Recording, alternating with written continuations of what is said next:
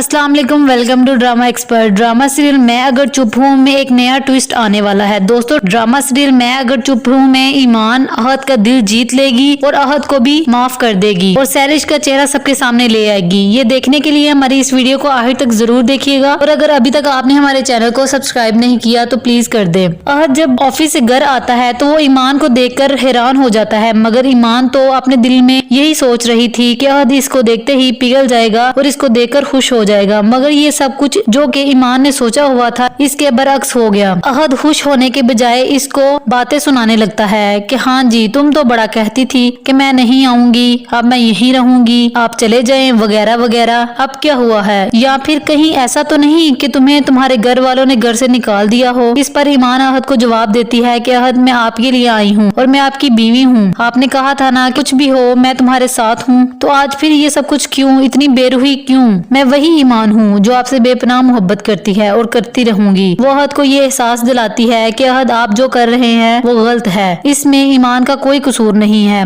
और यहाँ तक कि वो बातों बातों में ये भी जाहिर करवाती है कि आपको और मुझे दूर करने वाली मेरी सगी बहन है। ये कहते ही इसकी आंखें नम हो जाती हैं, मगर वो अहद को ये महसूस नहीं होने देती कि वो रो रही है। अहद इसकी ये बात सुनकर चला जाता है। शाम होते ही ज़ारा की कॉल आती है। वो इसे इस बात का यकीन दिलाती है कि ईमान, तुमने बहुत अच्छा किया घर वापस आकर, क्योंकि तुम एक साफ दिल की लड़की हो और मुझे यकीन है कि तुम्हारे इस सब्र पर अल्लाह तुम्हें जरूर अजर देगा। और एक बात और, तुम्हारी हिदमत और तुम्हारी खामोशी एक ना एक दिन इन्हें मजबूर कर देगी। और ईमान, सबसे बढ़कर ये कि तुम अहद की जिंदगी में हो, इसके घर पर हो, इसके पास हो। ईमान ज़ारा को सुन रही थी कि ज़ारा गैर होकर भी अपनी लगती है, मगर मेरी सगी बहन जो कि अपनी है गैर लगती है। ज़ारा ईमान से कहती है कि ईमान, तुमने इस घर में आकर अपने शोहर की जिंदगी से दूसरी औरत को निकालना है। इस पर ईमान कहती है कि ज़ारा, मुझे पता चल गया है कि वो दूसरी औरत कौन है, मैं इसीलिए वापस आई हूँ कि मैं अपने शोहर और घर को बर्बाद होने से बचा लूँ। तो दोस्तों, आपके ख्याल में क्या ईमान जीत जाएगी? ये बताने के लिए अपनी कीमती राय का इजहार कमेंट में करें और वीडियो को लाइक, शेयर और सब्सक्राइब करना ना भूलें। Thank you.